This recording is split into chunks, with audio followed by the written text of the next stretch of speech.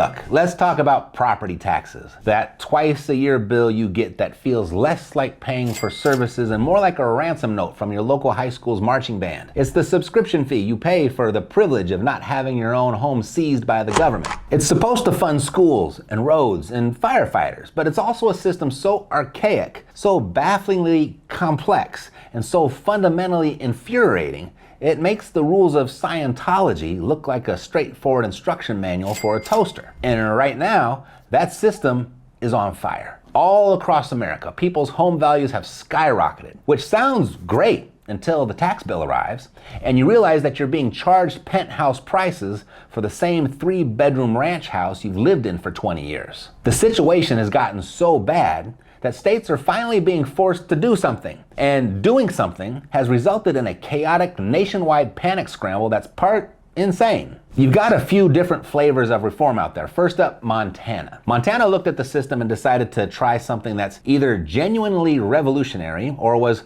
cooked up by a college freshman after their first sociology class: a graduated property tax. Yeah, it's like your income tax, but for the bricks that you live in. The first $400,000 of your home's value is taxed at a tiny 0.76%. But for every dollar over $1.5 million, you pay a whopping 2.2%.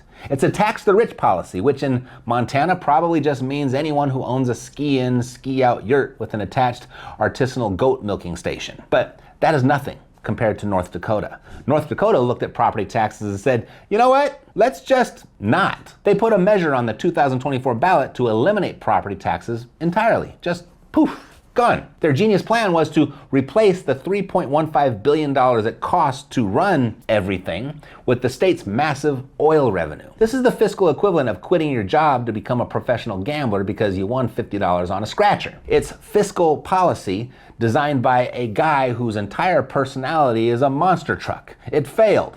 Obviously, even North Dakotans thought it was a bit much. But the fact they even tried shows you just how furious people are. But here's what makes this even more insane. While North Dakota was debating whether to just blow up the whole system, their neighbors were getting absolutely crushed. Colorado homeowners saw their property taxes jump 53% since 2019, and Georgia 52%, and Florida 38% increase there. And we're not talking about pocket change here. That's thousands of dollars in new taxes on the exact same house you've been living in for decades. Then you have states that are just making things weirder. Take California, the king of weird, really. Thanks to their Proposition 19, they have perfected the art of generational inequality.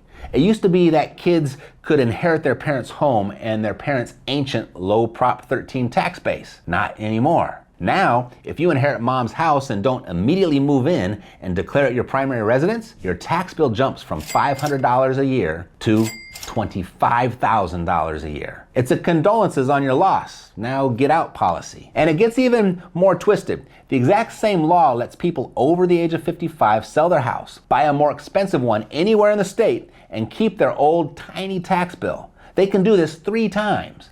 Meanwhile, if you inherit your parents' house and don't immediately move in, your tax bill jumps from $500 to $25,000. In cities like Miami, Tampa, and Los Angeles, new homeowners are paying double what their neighbors pay for identical houses. Literally the same floor plan, same street, same everything, just because they had the audacity to buy their house 5 years later instead of inheriting Grandpa's 1978 tax assessment. So a boomer in Palo Alto can sell their $4 million shack, buy a $5 million beachfront mansion, and keep paying property taxes like it's 1978, while the young family who bought their old house is now paying 50 times more for the privilege. It's a system actively designed by someone who hates their own grandchildren. And speaking of baffling, look at Florida. Their big revolutionary idea, tying one of their homestead exemptions to inflation. That's it. That's the big idea. Until now, their exemption was static, meaning as your home value exploded, the tiny bit you got to save didn't. Florida just figured out that money changes value over time. Congrats, you just discovered the 1970s. Then you have the states that have just given up. Texas is throwing $50 billion at the problem. Their solution is just to jack up the homestead exemption, the bit of your home's value they can't tax, from $100,000 to $140,000. It's the political equivalent of your dad being furious about the electricity bill, and instead of turning off any lights, just deciding to pay for it with a credit card he found in the mail and calling it savings. But Ohio is my favorite. Ohio discovered that school districts aren't just hoarding money. They're sitting on cash reserves that have tripled from $3.6 billion in 2012 to $10.5 billion now. That's your property tax money earning interest in their bank accounts while they're out there asking voters for more levy money. It's like your teenager asking for more allowance while hiding a stack of hundies under their mattress. So now the state is passing a law effective in 2026 forcing any district with more than a 40% carryover to give the money back. They are literally having to legislate against prudent saving or gross ineptitude. I honestly can't tell. The point is, the whole system is a teetering Jenga tower of desperate fixes, bizarre loopholes, and political handouts, all built on a foundation that's fundamentally insane. The idea that the better your community gets, the more you should be punished for living in it. Your home value goes up? Fantastic.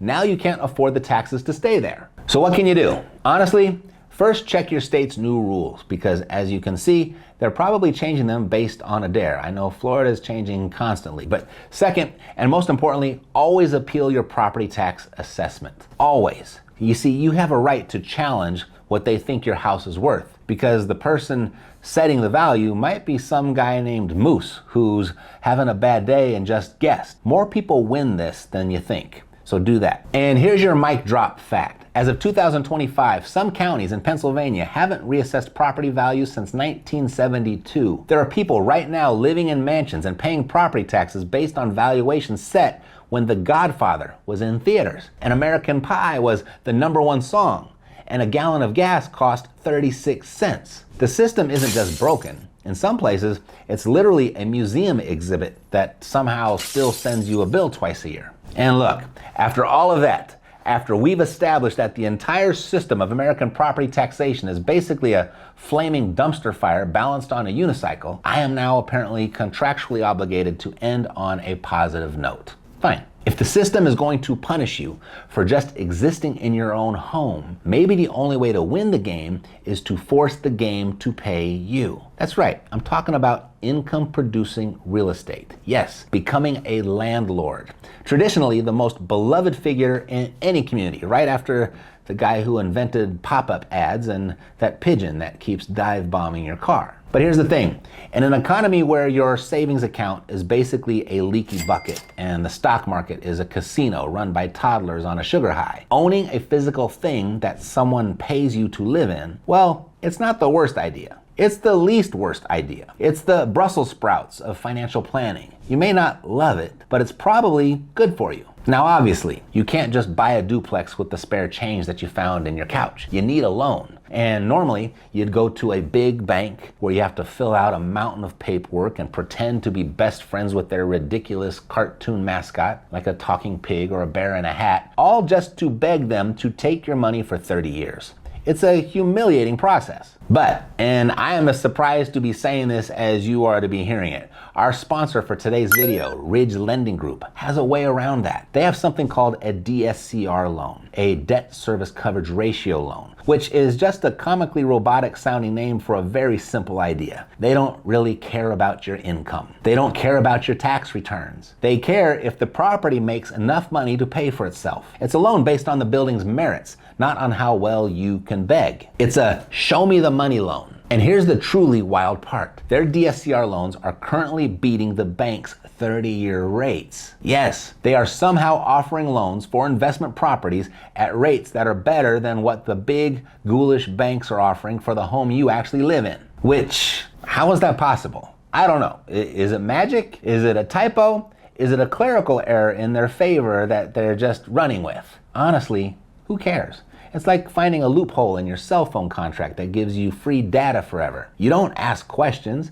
You just download every season of the Great British Bake Off and you pray they don't notice. So here's the deal. If you've been thinking about this, if you're tired of your rent paying someone else's mortgage, go talk to them. Check out ridgelendinggroup.com. And honestly, thank them. Thank them for sponsoring this video because their money pays for all of this. The lights and the graphics and the editor and the extensive and frankly disturbing research into 1970s tax assessments. They pay for that. So go call them. And now that you'll have a place where you can go get the money, you now need the property. And that's why I pulled this video out here for you to watch next. And I just want to thank you for watching. And if I don't see you over there, I'll see you next time. Take care.